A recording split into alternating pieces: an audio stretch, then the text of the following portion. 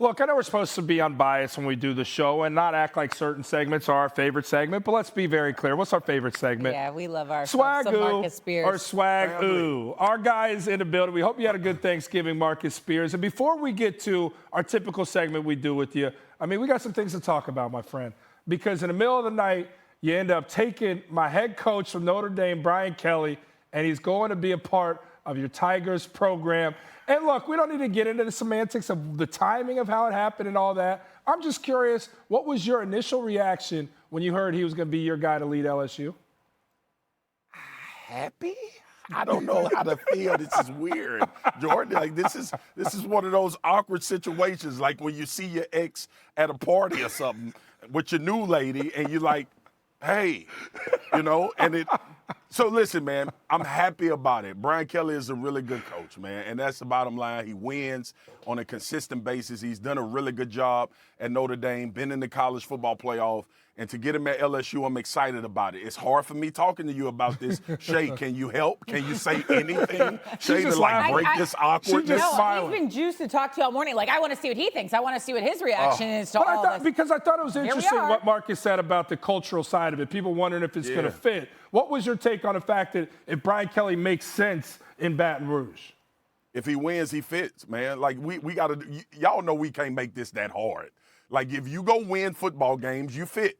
And things run their course or however long. But I don't believe that Brian Kelly would take this job and leave Notre Dame, who is obviously a well-respected program, and we know the history and the success that they've had recently. If he didn't have a plan moving forward, if he didn't want to take this challenge on, and quite frankly, if he didn't think he could win a national championship. So I think the fit will be fine. He's recruited in the South before, because if you don't recruit in the South, you ain't going to have a good football team. Mm-hmm. That's the reality. Mm-hmm. So I want to see going forward, one, who he keeps off the previous staff. I think that's important. It's a couple names there that I think should still remain. Kevin Falk, Mickey Joseph, and Corey Raymond, the secondary coach. All three of those guys are ingrained in Louisiana. They've done a phenomenal job on the recruiting trail, and they could speed up the process of Brian Kelly getting acclimated in all of these high schools and parents' homes. But as far as him coaching on the field in between the white lines,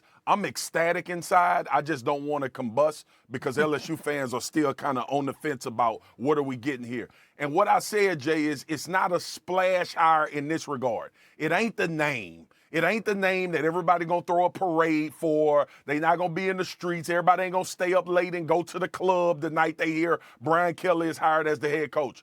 But they probably can plan on being in a couple of college football playoffs. Yeah, well, that's for sure. We'll see how Notre Dame responds after all this. And also, Brian Kelly has already redone his Twitter profile. So LSU fans, you might not be ready for it, but you better get ready for it. Okay, now I'll change my damn Twitter profile for $100 million, too, in 2 hours. Yeah, exactly. I'll change a lot of things for $100 million. All right, my fault. All right, now let's play the game. Swagu or Swag-ew. We know how this goes. We'll give you a statement. You react to it. Let's start with this. Super Bowl 56 will feature Tom Brady against Bill Belichick.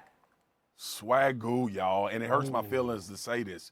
But listen, what we're looking at right now, I think Tampa is ascending, and obviously they got to deal with Green Bay and Arizona. And if the Cowboys can get healthy, that'll be a team. The NFC is much tougher, I think, when we look at it top to bottom. And then when you look on the other side with Bill Belichick, this is what we've seen. This is the success of path that we've seen Bill Belichick take when Tom Brady was there. But more importantly, defensively for the New England Patriots, how they're playing, how they play. Running the football, they play very complimentary, and their rookie quarterback is continuing to ascend. So this is a Swagu. And y'all, honestly, like, why wouldn't football give this to us? It's been so nice to us in the past. Mm-hmm. This would be nice again. And yes, I would love to see the Dallas Cowboys in the Super Bowl. No question about it. But if Tom Brady and the Tampa Bay Buccaneers face Bill Belichick and the New England Patriots in the Super Bowl, are you kidding me? We're going to have every damn TV truck that's ever known the man down there for that Super Bowl. Wouldn't it be cool for that to come full circle? And speaking of coming full circle,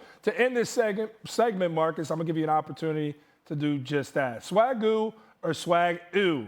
The Bengals, my Bengals will win the AFC North. Oh. Swagu, Jay. Let's go. Listen, man.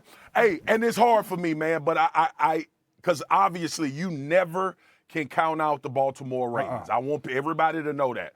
But Cincinnati and the consistency and ability to bounce back. This same team lost to the Jets. And I think they needed a reprogramming. Sometimes those losses, especially the ones that they had that little lull there after we got the big win against Pittsburgh, the big win, against Baltimore early in the season, they kind of start feeling themselves. And I think they've recalibrated. They've gotten back to Joe Mixon. This offensive line is blocking well in the run game. Joe Burrow is playing well, using all of his weapons now. It's not just down the chase. It's a team that's maturing. And right now, look like the most complete team in the AFC North. So, yes, I'll go Swagu, Jay. But remember, bro, the Baltimore Ravens have that man at quarterback, and I'm sure it won't go like it went the first time. Hey, they've already beat him once. Can they go for the sweep like they did Look at against what happened the to Steelers? the Steelers. Yeah, you never Shoot, know. that last game against the Steelers counts for 2. We beat them 3 times No this doubt. year. No doubt. Oh, my goodness. All right, that is Marcus Spears. Thank you so much, Marcus. We appreciate it. We'll catch up with you soon. Thank you for making him happy at the end of things. Swagu. All right, family. Y'all take care, please. Yeah, man. See you later. Thanks for watching ESPN on YouTube. For live streaming sports and premium content, subscribe to ESPN Plus.